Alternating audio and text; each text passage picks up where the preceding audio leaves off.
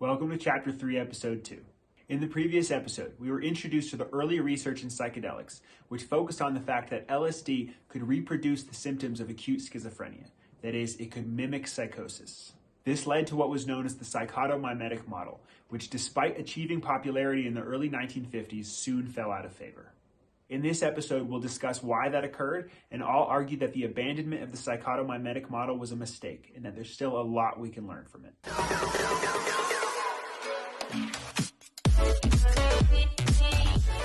As we saw at the end of the last episode with Osmond's speech to the New York Academy of Sciences, it was becoming ever more clear that psychedelics held tremendous potential beyond their mere ability to mimic psychosis. They actually seemed able to produce lasting healing benefits in those who took them under the care of a trained clinician.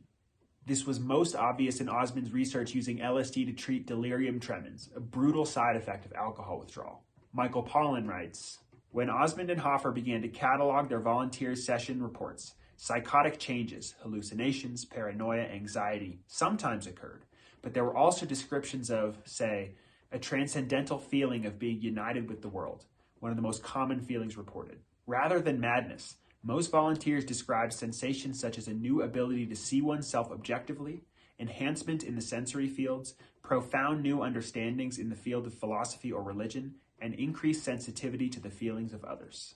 Now, we could do an entire episode about just that paragraph, but real quick, I want to draw your attention to the line about how participants reported a profound new understanding in the field of philosophy and religion. You may recall that in Chapter 1, Episode 6, I mentioned that the psychic realm is home to the religious impulse. We see that here with psychedelics, and I think it's also interesting that many psychotic delusions are religious in nature. We're going to expand on that more in Chapter 4, but for now, let's get back to Osmond's research using LSD to treat alcoholism. While this vein of research held incredible promise, it didn't last long. When researchers from the Addiction Research Foundation in Toronto tried to replicate Osmond's findings, the results failed to match those obtained by Osmond and Hoffer. Worse still, more than a few of the volunteers endured terrifying experiences, bad trips, as they would come to be called. Critics of treating alcoholics with LSD concluded that the treatment didn't work as well under rigorously controlled conditions. Now, recall from the previous episode that Werner Stoll's findings, that LSD had no effect on patients with schizophrenia, also was not able to be replicated. And now we see that Osmond's findings with LSD and alcoholism failed replication as well. This could have been because Stoll and Osmond had made mistakes. Alternatively, it could have had to do with the fact that when it comes to psychedelics, set and setting are of the utmost importance.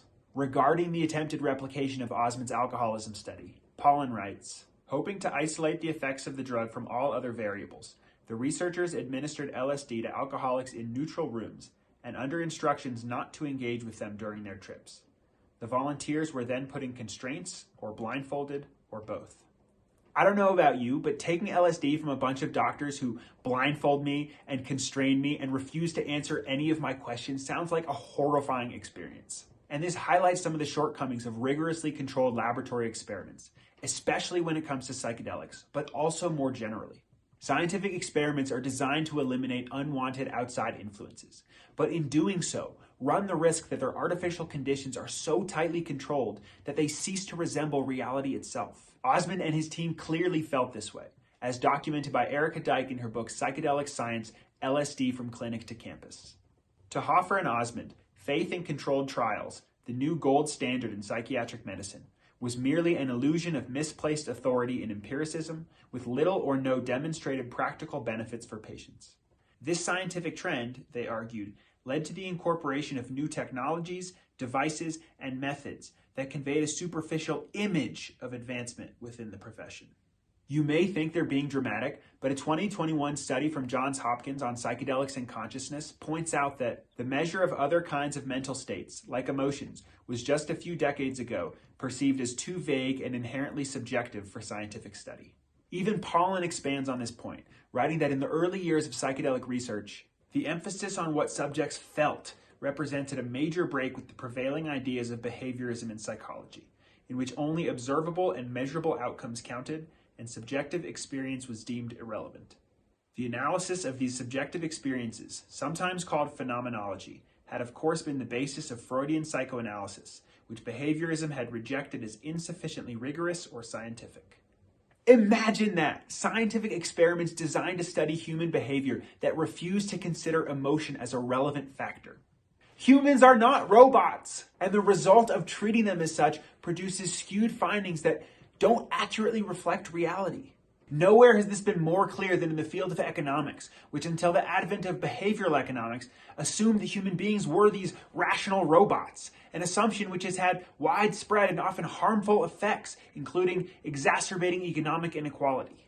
But I digress. Getting back to Osmond's findings that LSD was useful beyond its ability to mimic psychosis, we can see the tide starting to turn against the psychotomimetic model, not only in the mind of the public, but in the mind of the researchers themselves, as Osmond began to wonder if perhaps the whole psychotomimetic paradigm and name for these drugs might need retooling.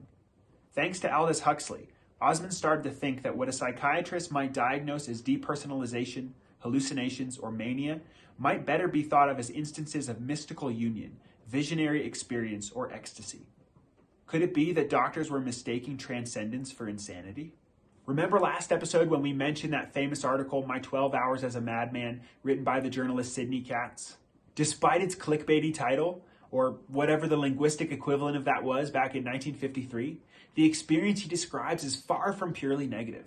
In the opening paragraph, Katz states, "For 12 hours, I inhabited a nightmare world in which I experienced the torments of hell and the ecstasies of heaven." So the torments of hell, okay, that sounds like schizophrenia, but also the ecstasies of heaven? Yes! Recall from early in chapter 1, I said the psychic realm is home to both beauty and horror. We saw that in the story of Adam's psychotic break, we saw that with David's meditation experiences from chapter 2, and now we see that with Katz, who goes on to write that his hours of madness were not all filled with horror and frenzy.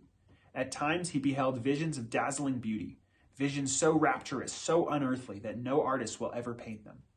Beauty and horror, heaven and hell. This duality is emblematic of the psychic realm, which makes it all the more ironic that it's the same reason that the psychotomimetic model fell out of favor. As summarized in that paper from Johns Hopkins, when scientific research began on psychedelics in the mid-20th century, they were initially studied for their potential psychotomimetic properties, i.e., mimicking a state of psychosis similar to acute phases of schizophrenia.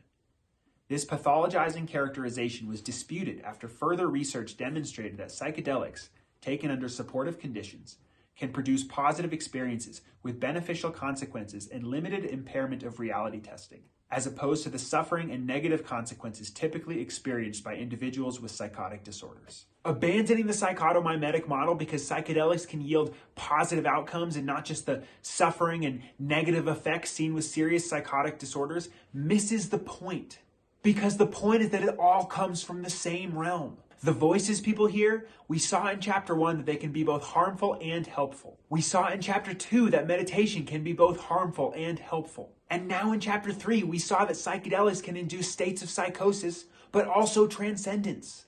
Until we evolve our thinking beyond the current materialist paradigm and this kind of either-or thinking, and recognize that psychosis, spiritual awakening, and psychedelics all signify a connection to the same realm, any insights we glean from their study will be severely limited. Okay, I'm done ranting for now. In the next episode, we're going to take a look at the two broad avenues of inquiry currently at the center of psychedelic research. One of which, as we'll see, just might be enough to trigger the paradigm shift of which Western science is so desperately in need. Thanks for watching. Don't forget to like and subscribe if you haven't already, and I'll see you in the next one.